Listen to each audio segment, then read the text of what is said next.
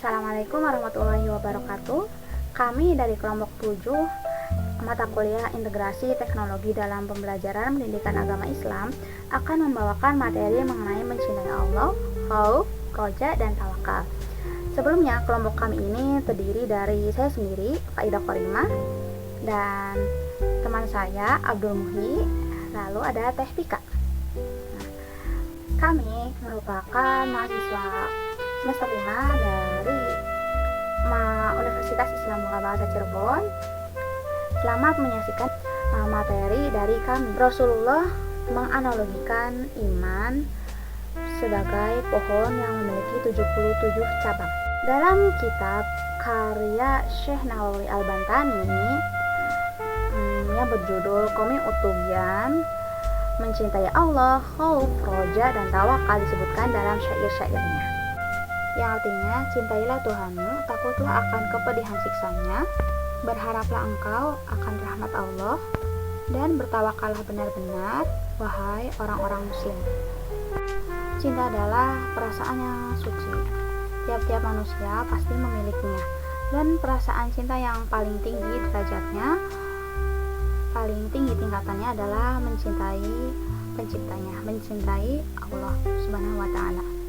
Yang kita bicarakan kali ini tidak hanya sebatas ketertarikan antara perempuan dan laki-laki atau laki-laki dan perempuan, tapi makna yang kita bicarakan sangat luas. Nah, bagaimana cara manusia mencintai Allah? Cara yang bisa kita lakukan dalam upaya mencintai Allah adalah dengan mentadaburi ayat-ayatnya, mentadaburi ciptaannya, mengenali sifat-sifatnya, mematuhi perintah, dan menjauhi segala larangannya. Materi selanjutnya akan dibahas oleh Kang Abdul Muhi. Baik, terima kasih sebelumnya untuk Teh Faida yang sudah mempersilahkan saya untuk menerangkan khauf dan roja. Khauf dan roja ini keadaan yang tidak bisa dipisahkan dalam diri kita. Kita sebagai hamba selalu ingin dekat kepada Sang Pencipta. Sedangkan rasa-rasa takut itu selalu menyertai diri kita. Khauf yang bermakna takut ini, dalam khauf yang bermakna takut ini, kata Imam Al-Ghazali, ada 3 keadaan. Yang pertama, rasa takut akan tidak diterimanya taubat.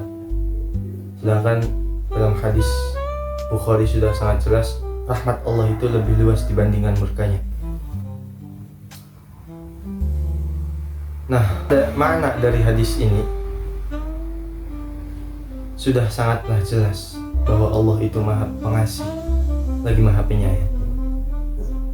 Kita sebagai hamba yang melakukan maksiat, melakukan kesalahan apapun, ketika kita benar-benar ingin bertaubat, ketika kita ingin sungguh-sungguh menghindari maksiat itu, pasti Allah akan mengampuni diri kita. Keadaan yang kedua yaitu takut terhadap amalan-amalan yang sudah kita perbuat. Serasa sia-sia semuanya. Sedangkan sebagian ulama sudah mengatakan, jangan pernah sekali-kali engkau takut terhadap melakukan amal soleh. Jangan pernah merasakan kurang sempurna apa yang sudah kita perbuat, apa yang sudah kita lakukan, karena Allah Maha Pengasih lagi Maha Penyayang. Tetap saja kita sebagai hamba harus bersungguh-sungguh meraih amalan-amalan soleh sampai menuju maqam ma'rifat.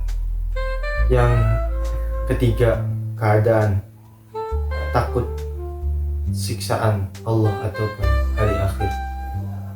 Kita sebagai hamba harus meyakini akan adanya hari akhir dan pasti adanya siksaan di akhir hayat kita. Karena merasa takut akan siksaan Allah dan hari kiamat ini adalah salah satu iman kita kepada Allah Subhanahu wa Ta'ala.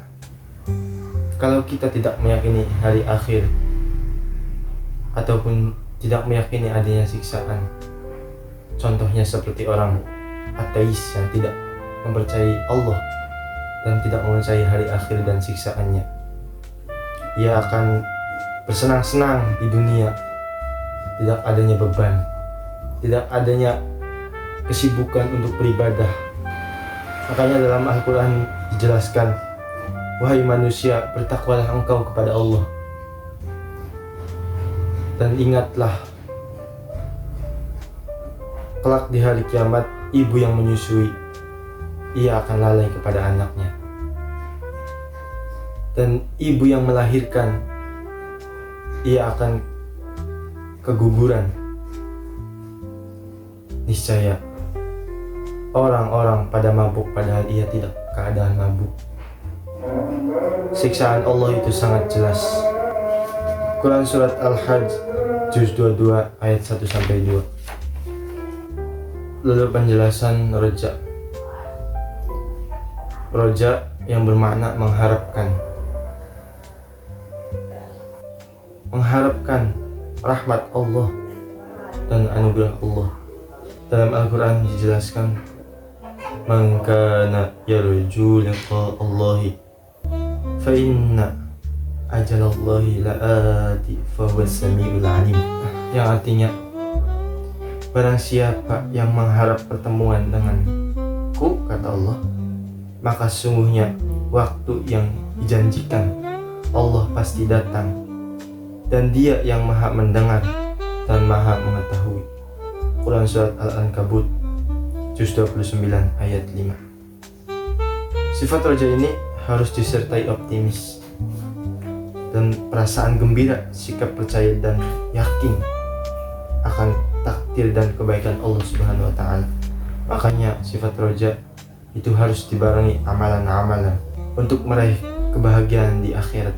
Sifat khauf dan roja ini ketika sudah melekat pada diri kita, maka kita tidak akan mudah menghakimi orang lain, sebab kita meyakini bahwa semua keputusan baik maupun buruk itu sudah diatur oleh Allah Subhanahu wa Ta'ala. Itu saja penjelasan khauf dan roja dari kami. Nantinya akan menyimpulkan adalah teman kami, Teh Vika. Mencintai Allah, khauf, roja, dan tawakal merupakan bagian dari cabang-cabangnya iman.